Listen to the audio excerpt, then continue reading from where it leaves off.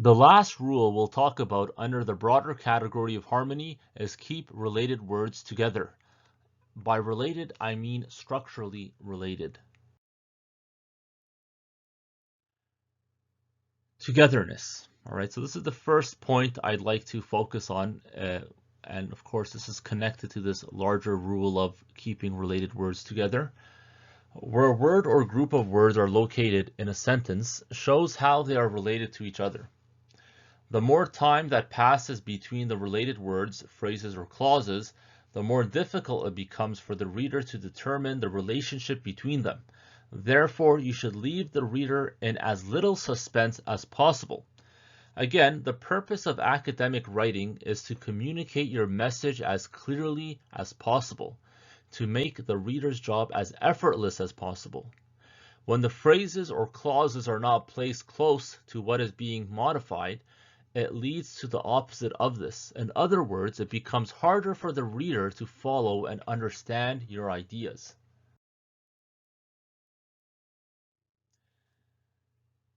All right, so related to togetherness is the contrasting concept of separation. In general, a sentence's subject and verb should not be separated by a phrase or clause, unless the separation is due to an appositive phrase or relative clause. In general, separation results in a needless interruption to the normal order of the sentence. Relative clauses and modifiers should appear immediately after the word they are describing in order to avoid ambiguity. So I know this might sound a bit unclear, so let's take a look at some examples.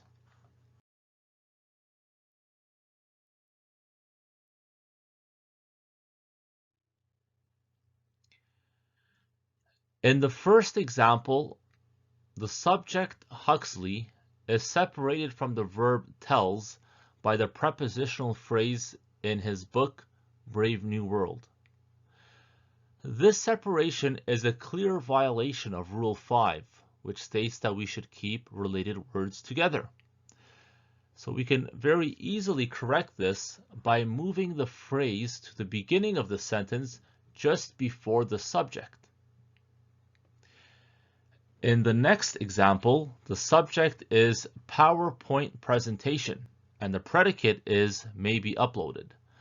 But there is an unnecessary separation of the two by the adverb phrase when converted into an MP4 file. Here as well, we can fix this mistake by bringing the adverb phrase to the beginning of the sentence.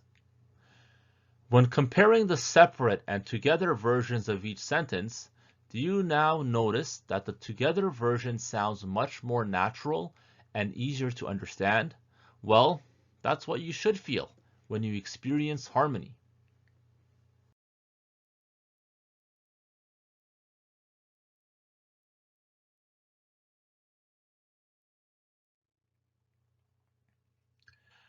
A relative clause, also known as an adjective clause, is a clause, that is, a group of words with a subject and predicate, that describes a noun. It works similar to an adjective, except that it comes after the noun rather than before it. All right, so let's take a look at these sentences. In the first example, we have a main clause and an adjective clause.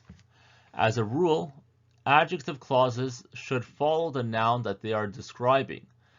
The clause that signaled determination is describing the noun a look and not his eye. Therefore, to make this sentence follow the rule of keeping related words together, we need to rearrange it. The second example suffers from the same lack of togetherness. The adjective clause is modifying the noun posters.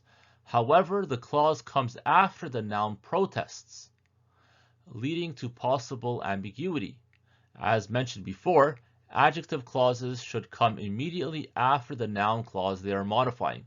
Sometimes fixing this problem requires more than just repositioning some of the words.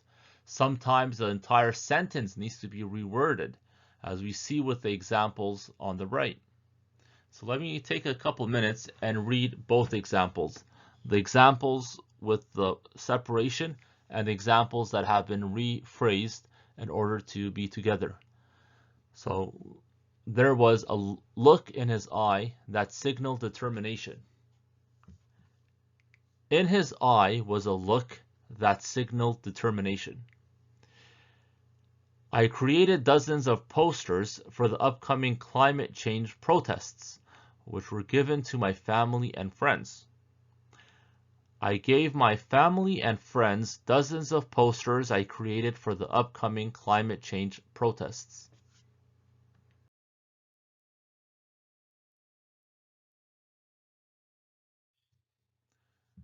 Now let's take a look at this rule in connection to modifiers.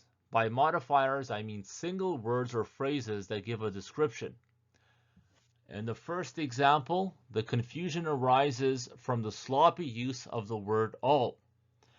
As the sentence stands, the meaning is that none of the students were present. This is because I've separated the adverb not from the word all when they should be together. Thus, what I intended to say was, not all the students were present. That is, some students were present, but not all. Similar sloppiness occurs frequently with the word only. Misusing this word leads to serious changes in meaning. For example, if we look at the next sentence, she only found one dress. We are essentially saying that the only action she did was finding one dress. That is, she did nothing else but this. However, what I really wanted to say was that she found only one dress. Do you see the world of difference in these two sentences? In the final example, there are several issues in the structure. First, 9 a.m. should be closer to delivered. Second, anti-intellectualism should be closer to lecture. Now look at the revised passage. Another change I made, which is actually related to the rule of avoiding wordiness, which will be covered later in this course, was to replace to which the public was invited with a single adjective public. A public lecture is a lecture to which the public is invited, is it not? All right, so now let's read the sentences, first the separate and then the together. All the students were not present. Not all the students were present. Or you could also say, some students were present. She only found one dress. She found only one dress. Barzan delivered a lecture on Monday morning in Bloom Hall, to which the public was invited, on anti-intellectualism at 9 a.m. On Monday morning at 9 a.m., Barzan delivered a public lecture on anti-intellectualism.